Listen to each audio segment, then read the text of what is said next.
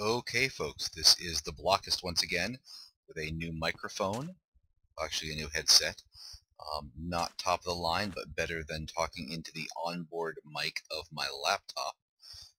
Also running Optifine now. I think things will look a little smoother. Still not on super hot FPS, but I'll do what I can. And here we are, starting a new video, my second video. This is the Super Hostile Series number 9, Sunburn Islands. It is by Vech, who is an evil, wonderful man. Let's slide on over here. Version 3.1 of this map contains new stuff. The map is now a bit harder, but there's some nice new loot as well.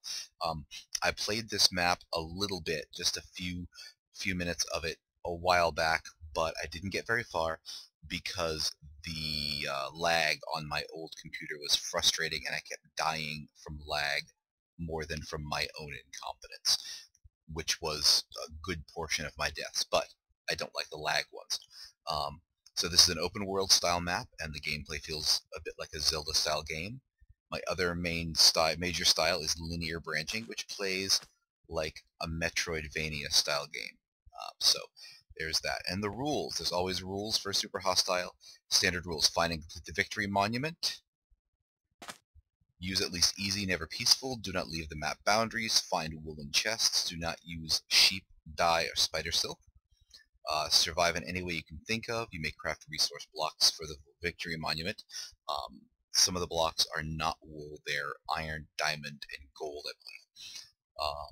You may use spider string wool for non-victory monument uses like beds, and you may not move, pick up, or craft ender chests. That's a new thing. There were no ender chests when I played this before. So let's see. You know what? I'm going to check something, and I had it on peaceful, so I'm going to play on normal. I was doing some tests in another world, just checking out my frame rates and all that. So looking around, first thing we see, of course, oh look, food and tools, man pants, and a sign.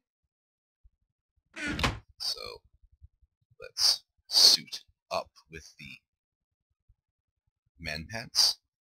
Thank you, Zisto, for the amusing reference. So we've got pants, a wooden sword, a compass, paper, fishing rod, 5 torches. I like torch, food, and everything else works from there. So, hey look. Wood. I know the exciting beating of wood, but I'm not punching it this time. I'm hitting it with a sign. That's different, therefore more interesting. Let's get another one and get a crafting bench down and see where we go from there. Oh, that's way loud. Let's turn that down. Music, way too loud, and I think probably my game sounds are too loud. All a process of adjustment, people. I'm new to this stuff. Now I remember a few things. I remember that there's way too much glowstone around here. And one thing you always need is lighting. So I'm going to steal the glowstone dust. Because Vech maps survive in any way you can think of. There's no reason we need this many chunks of glowstone. Really. It's just, it's ostentatious. Actually. So I will put them to much better use someplace else. More wood.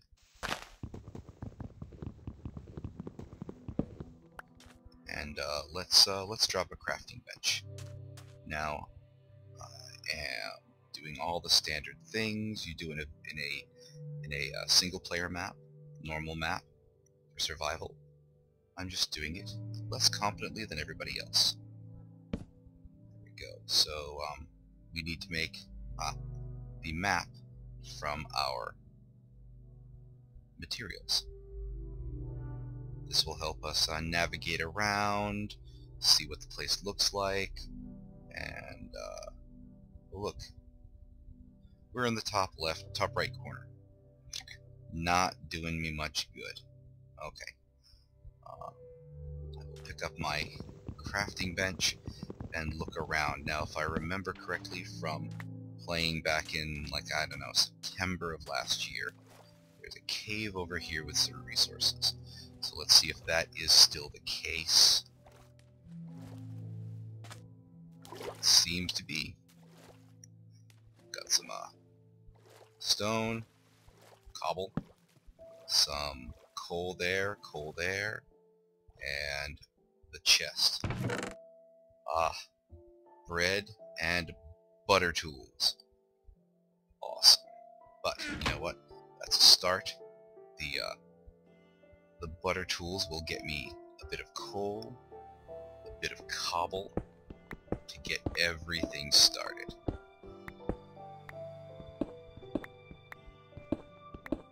Let's see if I can get this nice and friendly.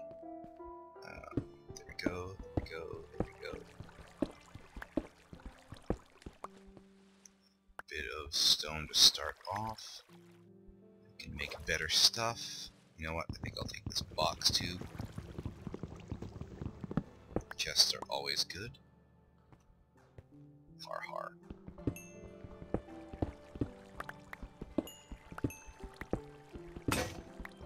And that was the last of my butter pick. So, do the usual thing and put down the crafting bench and make the new pick. So I've got that. Boom, that makes those. This makes that. This makes that. And I've got enough. I'm going to make that many. Alright. I'll even also, while I've got it, let's go crazy. Let's make all the tools we'll need. One other thing that is new about this map that I don't think are new to me is my machine was so slow, so very slow, that I could not see anything at a reasonable render distance. I was way out there. Rather, I was way in tight with my render distance. So,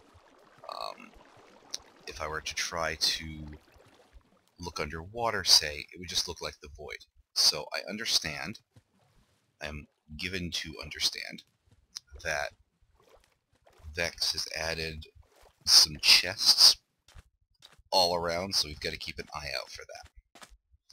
So I've got some of those resources. I've got a little bit of coal. I can go back for more, provided I survive. Hey, we got a boat, and I know there are more boats in that chest there, so we'll leave it. And we'll go sailing. So let's look around. What do we see down here? Okay, right off the bat, that's something I did not see before. I don't know if that's new loot or old loot, but I am going to check it out. Now, one thing I have learned about underwater travel and underwater practice is torches create air. So I'll watch my bubbles. I will... Oh yes, that's a chest. There we go. I will watch my bubbles. I'm gonna get... There we go. Chest, and check that out. Stone tools, which I wouldn't have needed to make if I had been paying attention.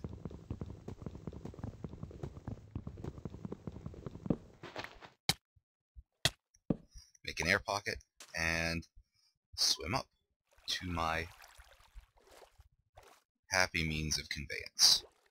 And it's looking like it's coming on sunset, so I am going to sail off towards that, which is to say, away from land, where things spawn and murder. And